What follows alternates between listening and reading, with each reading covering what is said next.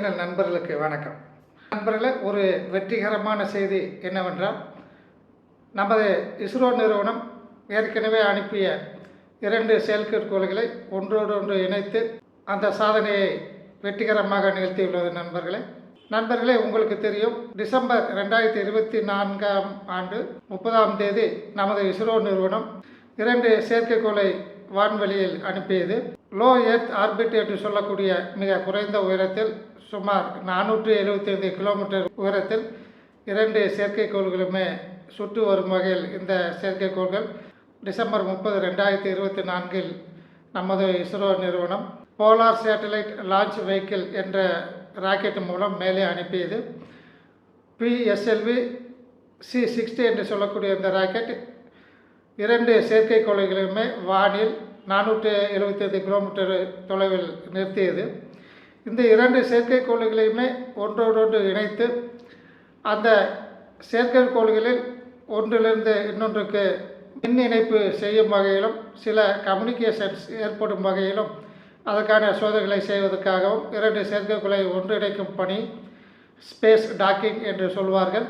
இந்த பணியை செய்வதற்காக 2 செயற்கைக்கோளை அனுப்பியதை உங்களுக்கு ஏற்கனவே நாம் நமது இன்றைய நியூஸ் யூடியூப் வீடியோ சேனலில் விவரம் தெரிவித்துள்ளோம். நண்பர்களே, இந்த செயற்கைக்கோள்கள் டிசம்பர் 30இல் ஏவப்பட்டு டிசம்பர் 7 மற்றும் டிசம்பர் 9 ஆகிய 2 நாட்களில் 2 செயற்கைக்கோளையுமே இணைக்கும் பணியில் நமது இஸ்ரோ நிறுவனம் ஈடுபட்டது.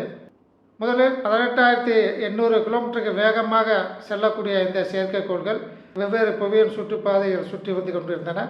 அவற்றை ஒரே நேர்கோட்டில் வருமாறு ஒரே புவி சுற்றுப்பாதையில் வருமாறு செய்த நமது இஸ்ரோ நிறுவனம் அதுக்கு இடையே இருந்த தொலைவினை 20 கிலோமீட்டராகவும் 5 கிலோமீட்டராகவும் 3 கிலோமீட்டராகவும் அதற்கு உள்ள இடைவெளியை குறைத்து 2 செயற்கைக்கோளையும் அருகில்வதற்கான முயற்சியில் ஈடுபட்டது. சென்ற ஞாயிற்றுக்கிழமை 2 செயற்கைக்கோள்களுக்கும் இடையே உள்ள தூரம் 3 மீட்டர் ஏறக்குறைய 10 அடி இருக்கும் வகையில் 2 செயற்கைக்கோளையுமே ஓரளவுக்கு மிக அருகில் கொண்டு வந்து விட்டது. 2 செயற்கைக்கோள்களையுமே சுமார் 3 மீட்டர், அதாவது ஏறக்குறைய 10 அடி தொலைவில் இருக்குமாறு 2 செயற்கைக்கோள்களையுமே மிக அருகருகே கொண்டு வந்தது. ஆனால் அவற்றை இணைக்கும் பணியில் சில பேராமீட்டர்ஸ்கள் சரியாக கிடைக்கவில்லை என்ற காரணத்தினாலும் சில டெக்னிக்கல் ப்ராப்ளம் இருந்ததாலும் அந்த இணைப்பை சற்று தள்ளி வைத்தது. 2 செயற்கைக்கோளையும் சற்று தொலைவில் இருக்குமாறு வைத்துவிட்டு 2 செயற்கைக்கோள்களையும் சுவிட்ச் ஆஃப் நிலையில் இருக்கும் வகையில் அவற்றில் எரிபொருள் செலவாகாமல் இருக்கும் வகையில் 2 செயற்கைக்கோளுமே நிறுத்தியது.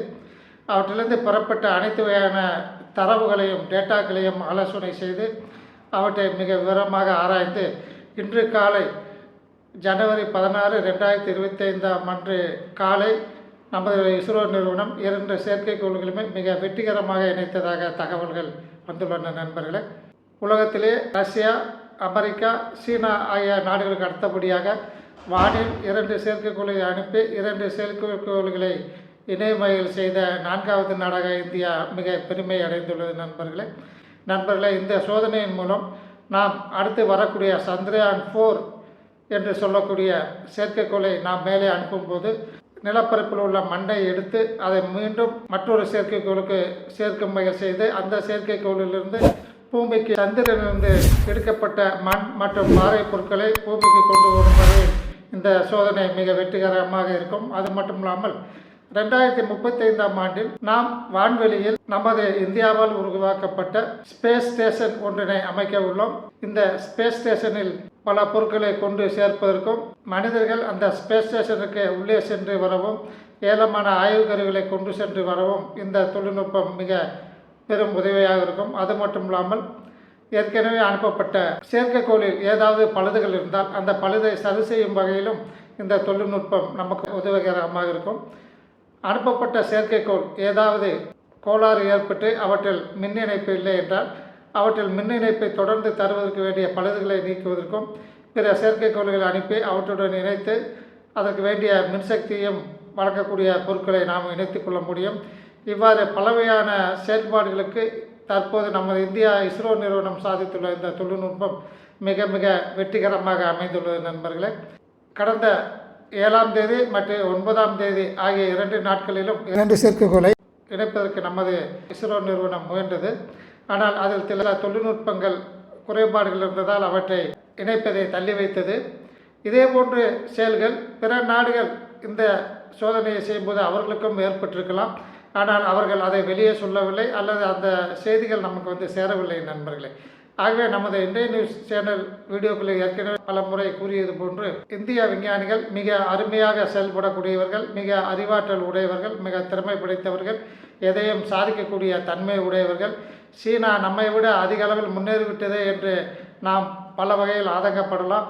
ஆனால் அங்கு இருக்கக்கூடிய தலைவர் அந்த நாட்டை எவ்வாறாவது முன்னேற்ற வேண்டும், தொழில்நுட்பத்தில் சிறந்த நாடாக வைக்க வேண்டும், அமெரிக்காவை தோற்கடிக்க வேண்டும், உலகத்திலே மிக சிறந்த வல்லரசு நாடாக வர வேண்டும் என்ற ஒரு உந்துதல் காரணமாக ஒரே குறிக்கோளோடு அவர்கள் பாடுபட்டதால் இன்று அமெரிக்காவை எதிர்க்கும் நிலையில் சீனா உள்ளது நண்பர்களே. ஆனால் நாம் கடந்த 60 ஆண்டுகளுக்கு மேலாக அவ்விதத்தில் மிக தீவிரமாக செயல்படக்கூடிய தலைவர்கள் நம்மிடம் அப்போது இல்லாத ஒரு காரணம்தான் என்று தற்போது நமக்கு தெரிய வருகிறது நண்பர்களே. நம்ம நாடு நல்ல நிலையில் இருக்க வேண்டும், மக்கள் சிரமப்படக்கூடாது, உலகத்தில் உள்ள மற்ற நாடுகளை விட நாம் தரம் தாழ்ந்தவர்கள் என்று நம்மை மற்ற நாடுகளில் நினைக்கக்கூடாது என்ற வகையில் நமது நாட்டினை முதன்மை நாடாக கொண்டு வர வேண்டும் என்ற உயர்ந்த நோக்கத்தில் செயல்பட்டும் தலைவர்கள் தற்போது நமது நாட்டை ஆள்வதால் நமது நாடு பல வகைகளிலும் வெற்றி மேல் வெற்றி கண்டு வருகிறது நண்பர்களே. இத்துடன் இன்றைய நியூஸ் இந்த வீடியோ செய்தியை முடித்துக்கொள்ளலாம். நன்றி, வணக்கம். இதுபோன்ற இராணுவத்தின் வளர்ச்சி, நாட்டின் வளர்ச்சி, பொருளாதார வளர்ச்சி போன்ற செய்திகளை உடனுக்குடன் தெரிந்து கொள்ள இன்றைய நியூஸ் சேனலுக்கு சப்ஸ்கிரைப் செய்து கொள்ளவும்.